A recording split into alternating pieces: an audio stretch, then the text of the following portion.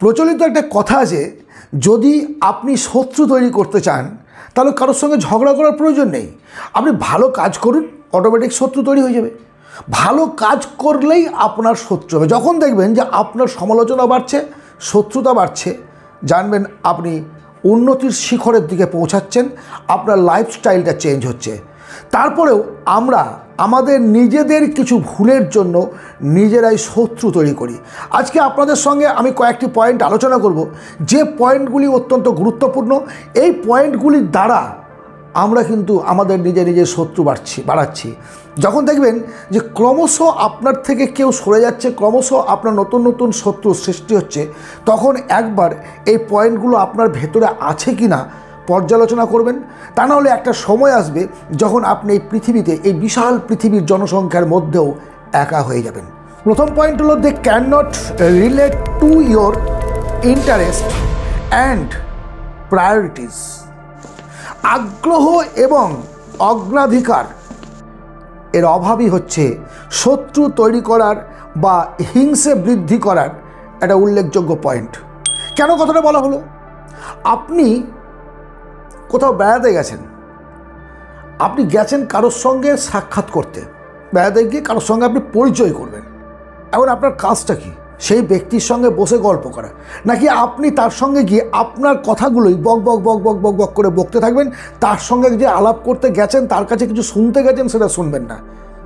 আপনি যদি তাকে প্রাধান্য না দেন, তাকে গুরুত্ব না দেন, তার প্রতি আগ্রহ না দেখান, তাহলে একটা সময় আপনার প্রতিও তিনি আগ্রহ দেখাবেন না। কারণটা কি? আপনি যেভাবে আপনার নিজেকে ট্রিট করবেন, অন্যরাও ঠিক অনুরূপ নিয়মই আপনার সঙ্গে ট্রিট করবে।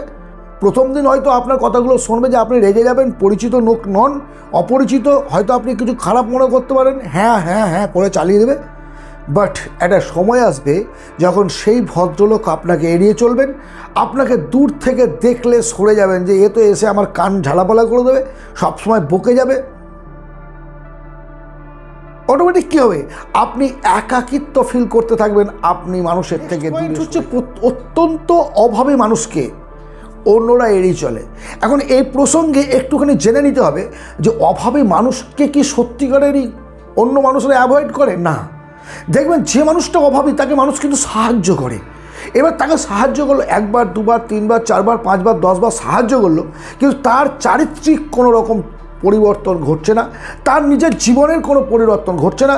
অথচ কারোর সঙ্গে যখন গল্প করতে যাচ্ছে, বড় বড় চাল, বড় বড় কথা, বড় বড় ডায়লগ, অটোমেটিক কী হয়? যে মানুষটা একসময় এই অভাবী মানুষটার পাশে গিয়ে দাঁড়াতো, হেল্প করতো, যখন যে এ তো স্বভাবটাই অভাব হয়ে গেছে, তার থেকে দূরত্ব বজায় রাখবে। যদি জীবনে বন্ধুত্ব ধরে রাখতে চান, শত্রু বাড়াতে না চান, নিজের অভাবটা নিজের মধ্যে সীমায়িত রাখুন। চেষ্টা করবেন অন্যের কাছে হাত না পাতার, চেষ্টা করবেন ভালোভাবে বিশ্বস্ততার সঙ্গে কারো কাছে ধার নিলে সেটা শোধ করার। একবেলা না খেয়ে থাকুন, তবু আপনাকে শোধ করতে হবে। আপনার বড়লোকের চাল দেখার জন্য কেউ কিন্তু বসে নেই, আর সারা জীবন ধরে কেউ আপনাকে সাহায্য করেই যাবে এটা হতে পারে না। অভাব থাকতে পারে, কিন্তু স্বভাবটাকে তো পরিবর্তন করতে হবে। আপনার অভাবটা কেন? স্বভাবের জন্য। দিনে 300 টাকা ইনকাম করে 400 টাকার লটারি কাটবেন, দিনে 300 টাকা ইনকাম করে 500 টাকার মাংস ভাত খাবেন, 500 টাকার ফুটানি করবেন, ট্যুরে বেড়াবেন, ঘুরতে যাবেন, ধার করে ফুটানি করবেন, অভাবের পরে আপনাকে বন্ধুবান্ধবরা এসে দেখবে, আপনার থেকে দূরে সরে চলে যাবে। নেক্সট পয়েন্ট হচ্ছে, আপনার সঙ্গে থাকার বা আপনার সঙ্গে বন্ধুত্ব করার আগ্রহটাই অন্যের নেই। কেন থাকে না এটা? মানুষ তো চায় মানুষের সঙ্গে মিশতে, আমরা তো সমাজবদ্ধ জীব, আমরা চাই একে অপরের পাশাপাশি বাস করি, একসঙ্গে বন্ধুত্ব করি এবং এগিয়ে যাই। তারপরে কেন একদল মানুষ আপনাকে অ্যাভয়েড করছে? কারণ আপনার মধ্যে মিথ্যে বলার একটা ভয়ঙ্কর রোগ আছে। কীরকম? ধরুন আপনি একটা টি-শার্ট কিনেছেন 300 টাকা দিয়ে, আপনি বন্ধুদেরকে এসে বললেন এটার দাম 900 টাকা।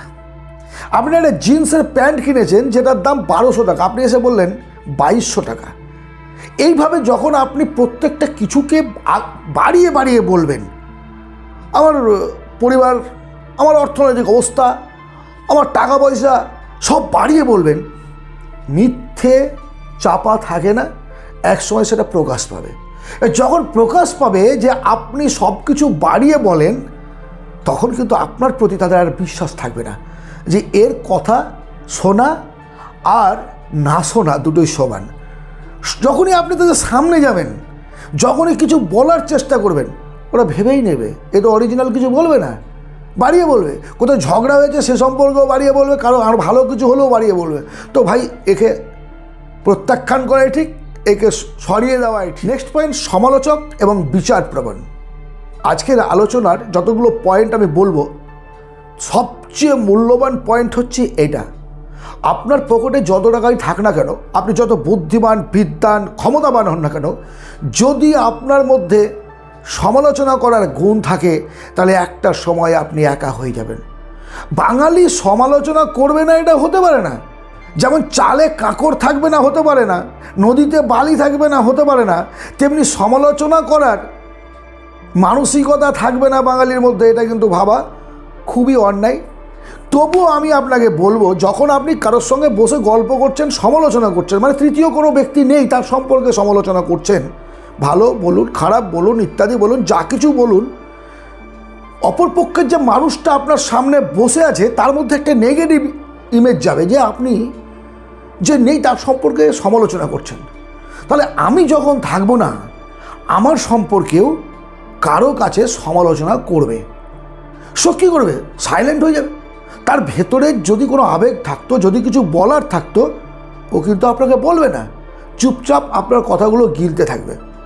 না, আপনার সব শত্রুতা করবে না, ঝগড়া করবে না প্রথমবার। তো নেক্সট টাইম যখন অনুরূপভাবে তার সঙ্গে বসার আপনার সুযোগ হবে, ভদ্রলোক প্রথমেই কিন্তু কানটাকে বন্ধ করে দেবেন, না আঙুল দিয়ে না, মন থেকে কানটাকে বন্ধ করে দেবেন, যেহেতু আবার সমালোচনা শুরু করবে।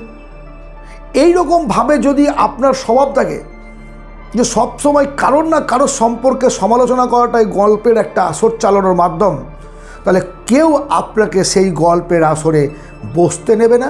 তাতে আপনার যত টাকায় থাক না কেন, আপনার পয়সা আছে তো কী হয়েছে, আপনার ক্ষমতা আছে তো কী হয়েছে, আপনার সম্মান আছে বাজারে কী হয়েছে, কতক্ষণ এই পয়সা, সম্মান, অর্থ, ক্ষমতা নষ্ট হতে কতক্ষণ লাগে? কিন্তু সমালোচনার যে বিষটা আপনি সমাজে ছড়িয়ে দিচ্ছেন, সেটা কিন্তু এক সময় আপনাকেই কাল সাপ হয়ে ঝেড়ে দেবে। বাস শুধরে নেন, নিজেকে পরিবর্তন করে নিন, আপনার চরিত্রটাকে ঠিক করুন, আপনার নিজের ভেতরের দম। হ্যাঁ, কারো সম্পর্কে যদি কিছু বলার থাকে তাকে গিয়ে বলুন, ডাইরেক্টলি গিয়ে বলুন, তার সামনে কথাগুলো আলোচনা করুন। ভুল থাকতে পারে, মানুষ মাত্রই ভুল হয়, কিন্তু তার ভুল নিয়ে তৃতীয় কোনো ব্যক্তির সঙ্গে আপনি আলোচনা করবেন, তাকে বলবেন না। ভুল শুধরানোর সুযোগ দিতে হবে। আপনি একজন মানুষ, আপনি বিচারক নন, সৃষ্টিকর্তা বিচারক। আপনি যদি বিচার করে ফেলেন, তিনি কি করবেন? একটা সময় আসবে না, চোখের জলে নাকের জলে এক হয়ে যাবে, বাড়িতে সন্তান ধরে পিটবে, পাড়া প্রতিবেশী আপনাকে অ্যাভয়েড করবে। নিজের চরিত্রটাকে ঠিক করুন। সমালোচনার চেয়ে বড় ভয়ঙ্কর বিষ আর কিছু নেই বস। এই সমাজে এই শ্রেণীর মানুষগুলোকে লোকে মুখের সামনে কিছু না বললেও তাদের ছায়া পর্যন্ত এড়িয়ে চলে, তাদের সঙ্গে মিশতে চায় না কেউ। একা হয়ে যাবেন, একটা একটা করে ডানা ছেটে চলে যাবে, একা হয়ে যাবেন। আর একা মানে বোকা। যদি পৃথিবী জয় করতে চান, বন্ধুত্ব করতে চান, শত্রু বাড়াতে না চান, আজ এই মুহূর্ত থেকে অন্যের সমালোচনা করবেন না। আলোচনা করুন, ভালো কথা বলুন, বাট কোনো খারাপ কথা বলবেন না। যদি শত্রুতার মাঝে কেউ আসে যে দুজনের মধ্যে ঝগড়া হয়েছে, পারলে ঝগড়াটা মিটিয়ে দিন। ঝগড়া, অশান্তি লাগিয়ে দেওয়া, বাঁধিয়ে দেওয়া অত্যন্ত সহজ কাজ মেটানোর চেয়ে। না করে আপনি পিন দিচ্ছেন। আপনাকে বন্ধু করবে কেন? কেন বন্ধু করবে? লোভে যে আপনি একসময় তাকে মোটা টাকা ধার দেবেন, সাহায্য করবেন। কতদিন দেবেন? কতদিন? নিজেকে চেঞ্জ করুন, সমালোচক হবেন না। সমালোচকের তকমা থেকে বেরিয়ে অহংকারী মানুষদের সঙ্গে বন্ধুত্ব করতে চায় না কেউ। কেন? অহংকার বিভিন্ন দিক থেকে হতে পারে। এক আর্থিক অহংকার, আপনি হয়তো অন্যের থেকে অনেক পয়সাওয়ালা, আপনি সবসময় যখন গল্প করেন তখন আপনার টাকার অহংকারের কথা ফুলজুড়ি ওড়ান, আমার এই আছে, ওই আছে, ওই আছে, ওই আছে। দেখুন, আপনার যা কিছু আছে তা আপনার নিজের এবং পরবর্তী প্রজন্মের জন্য। এইটাতে সোসাইটির কী লাভ হচ্ছে? আপনি সামাজিক কীভাবে কাজ করছেন? আপনার অর্থ, টাকা, পয়সা, বাড়ি, গাড়ি কাকে দিচ্ছে? দান করে যাবেন? দান করে যাবেন বস? না। তাহলে আপনার সঙ্গে বসে কেন অন্যজন আপনার টাকার অহংকারের কথা শুনবে? সব সময় অ্যাভয়েড করবেন আপনার কত টাকা আছে, কত টাকা ইনকাম, এই ধরনের গল্প না করে মনুষ্যত্বের বিকাশ কীভাবে হবে। আপনি যেভাবে টাকা রোজগার করে এই জায়গায় এসছেন, সেই বুদ্ধিটা আপনার যদি কোনো কমা বন্ধু থাকে তাকে দিন, আপনার বন্ধুত্ব অটুট থাকবে, একেবারে অটুট থাকবে। বাট অহংকার দেখাবেন না, অহংকার পতনের মূল। এর মধ্যে অহংকার ঢুকেছে না, তার যবনিকা আসন্ন, সমাপ্তির পথে তার সিনেমা। আমাদের লাইফটা এক একজনের এক এক রকম সিনেমা, আমরা নিজেই সিনেমার রাইটার, নিজেই অভিনেতা। সো আপনি আপনার জীবনটাকে কীভাবে লিখবেন, আপনি দেবদাস হবেন না শয়তান হবেন না ইনসান হবেন না পয়গম্বর হবেন, সেটা একবার কল্পনা করুন এবং নিজে সেইভাবে এগিয়ে যান। আজ থেকে অহংকার ত্যাগ করুন, মানুষকে ভালোবাসতে শিখুন, উদারভাবে ভালোবাসতে শিখুন। ভালোবাসায় সব কিছু পাওয়া যায়, অহংকারে নয়। স্বীকার করতে শিখুন, অন্যায়ের স্বীকার করতে শিখুন। মেবি চলার পথে ভুল হবে, আমি এর আগেও বলেছি, চলতে গেলে ভুল হতে পারে। এখন এই ভুলটাকে আপনি যখন বুঝতে পারছেন যে আমি ভুল করেছি, তখন আপনার উচিত ক্ষমা চেয়ে নেওয়া। ক্ষমা চেয়ে নেওয়াটা কোনো দুর্বলতা নয়, কিন্তু ক্ষমা চেয়ে নেওয়াটা একটা দুঃসাহসিকতা। সবাই ক্ষমা চাইতে পারে না, ভেতরে ভেতরে গুমড়ে গুমড়ে মরে, কিন্তু ক্ষমা চাইতে পারে না। যদি জীবনে বড় হতে চান, বন্ধুত্ব চান, অর্থ চান, সম্পত্তি চান, সাফল্য চান, সমস্ত কিছুর মূলেই কিন্তু মানুষের ভালোবাসা। আমি বলছি চলার পথে ভুল হতে পারে, ভুল হলে ক্ষমা চেয়ে নিন।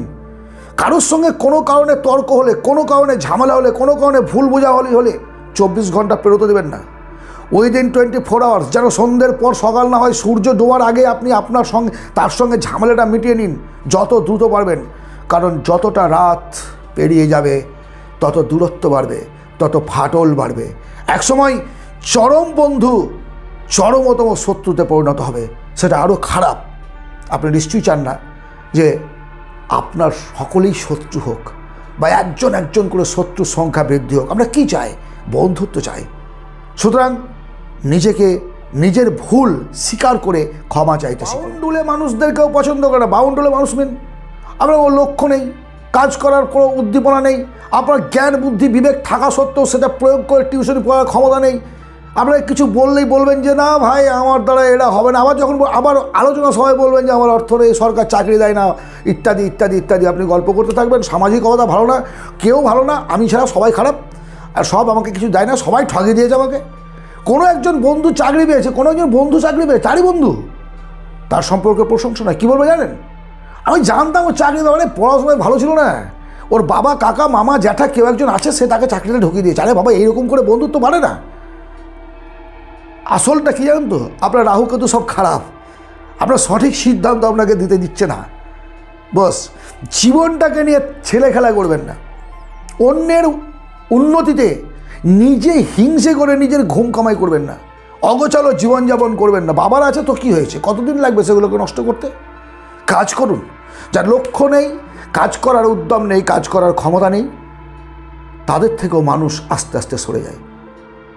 কারণ আপনার সঙ্গে মিশলে তারাও তো অলস হয়ে যেতে পারে। সুতরাং এই যে গুণগুলির কথা আমি আলোচনা করলাম, এই গুণগুলির যদি কোনো গুণ আপনার মধ্যে থাকে, বন্ধু আমি অনুরোধ করব আজ থেকে এইগুলোকে ছেড়ে দেওয়ার চেষ্টা করুন। নিজের মতো বাঁচুন, অন্যকে অন্যের মতো বাঁচতে দিন। সুন্দর সুগোছালো একটা সমাজ তৈরি করুন। আমাদের পরবর্তী প্রজন্মরা আমাদের দেখেই অনুপ্রাণিত হবে। এই পৃথিবীকে সুন্দরভাবে সাজাতে গেলে, সুন্দর বাগান তৈরি করতে গেলে আমাদেরকে কিছু আত্মত্যাগ করতে হবে। কিছু না, অর্থ বাড়ি গাড়ি দান করার কথা বলছি না, শুধু মনটাকে পবিত্র করুন। এই পবিত্র মনের অক্সিজেন কার্বন ডাইঅক্সাইড পবিত্রভাবে তৈরি করবে আমাদের এই পৃথিবীকে। ভালো থাকুন, সুস্থ থাকুন।